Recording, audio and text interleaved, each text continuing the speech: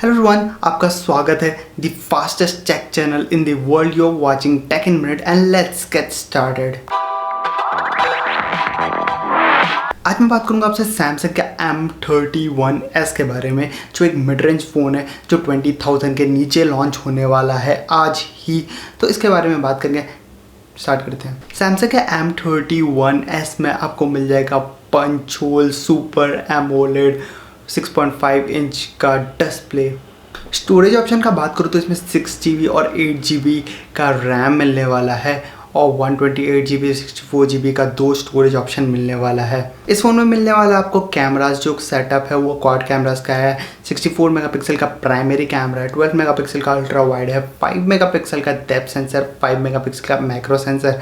Depth sensor useless है और जो आपको मैक्रो सेंसर मिलता है वो थोड़ा ठीक ठाक मिलता है और जनरली कैमरा सेटअप अच्छा ही है। इस फ़ोन में जो आपको सेल्फी कैमरा मिल जाता है वो है 32 मेगापिक्सल का, तो अच्छा सेल्फीज आ जाएगा वाइड एंगल में।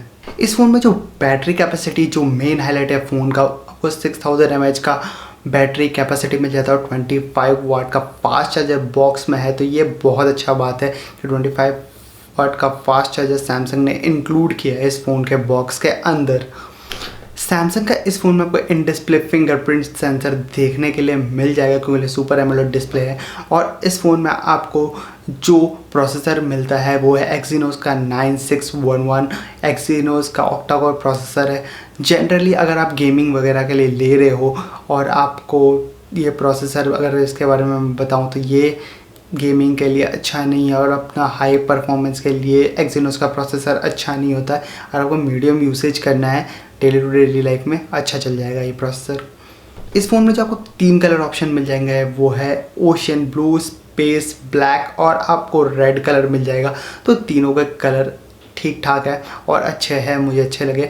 तो इसके बारे में मैं फ़ोन का ओवरऑल रिव्यू बताऊं तो अगर आपको बैटरी फ़ोन में चाहिए और आपको दिन भर फ़ोन चलाना है, इस फ़ोन में आपको टाइप सी चार्जिंग पोर्ट भी मिल जाता है। जनरली एम सीरीज़ के सारे फ़ोन में आजकल आ रहे हैं, जो ऊपर वाला सीरीज़ है जो 10,000 के ऊपर में आता है। तो मेरा ओपिनियन है ये फ़ोन आप ले सकते हो अगर आपको बेसिक यूज़ करने के लिए चाहिए। फ़ोन थोड़ा मोड़ा चल जाए अच्छा सा गेमिंग, और लेकिन जो अगर हाई परफॉर्मेंस के लिए चाहिए तो ये फ़ोन आपके लिए नहीं बना है।